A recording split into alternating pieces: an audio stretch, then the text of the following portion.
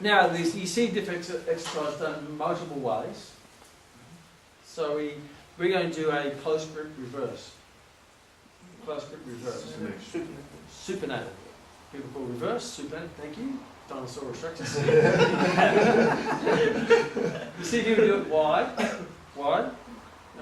And yeah, it still works the muscles. It's not that it's not an exercise, it doesn't work the muscles. It just puts the joints in maybe a more compromising position. Because now what we've got, as we mentioned before, is the impingement would tend to come when your arm is past 80 to 90 degrees of shoulder abduction, where the humeral head comes in contact with the acromion process. And to go above my head, my scapula has to laterally rotate.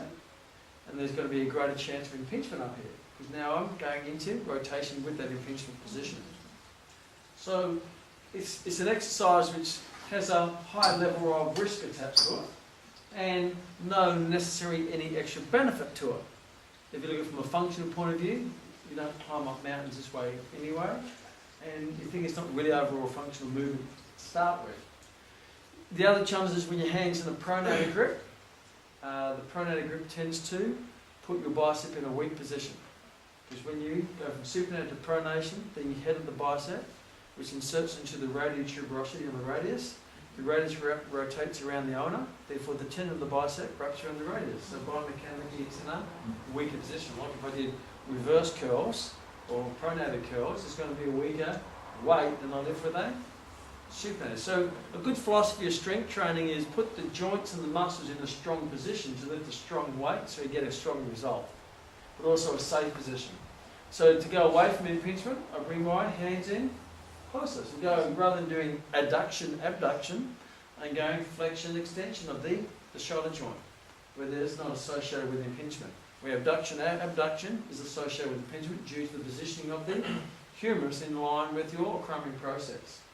But when I come here, the humerus misses the acromion process because the acromion process is on the side. Now I'm coming to the front. And if I want to put my bicep in a strong position, I pick a supinated grip. So I've got a strong position in the bicep, a strong position in the latissimus dorsi, which seems to be a stronger extender of the shoulder joint than an adductor of the shoulder joint, because it has a direct line of pull through that sagittal plane. So biceps in a strong position, lats in a strong position, shoulders in a safe position. So everything safer and stronger in that position. If we go wide, some people do it behind the neck. Now it puts compromising the neck. Yeah, behind neck lat pulldown, which is the days we used to do it, behind neck. So like any exercise, you want it to be controlled, unlike the no swinging. So if you're looking at the exercise, we're going to be getting shoulder extension, with elbow flexion. What extends the shoulder joint? Latissimus dorsi, teres major, long-headed tricep, which is a biotipic muscle which originates on your lateral body of the scapula. So that's why it's involved. What flexes the elbow joint? The biceps brachii, brachialis, and brachioradialis. Right? Flexion of the elbow. And obviously at the same time we want to stabilise the scapula in a retracted and depressed state. If there's going to be some movement, that's okay, as long as it's controlled movement, not uncontrolled movement. But you try to control the platform. If you want the heavier the lift, the more you want to control the platform. Because it's not a dynamic functional movement.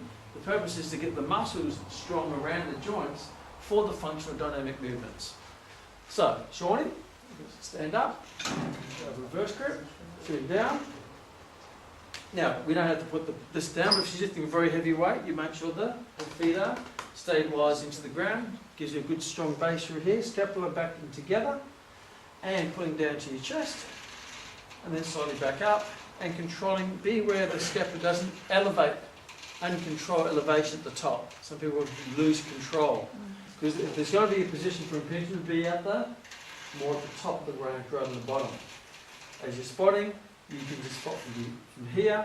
If they need a bit of assistance, get the scapula correct, and spot from there. As they start to struggle, you can just help. But don't overhelp. And we'll go back to what we did with the bench press, with the different personalities.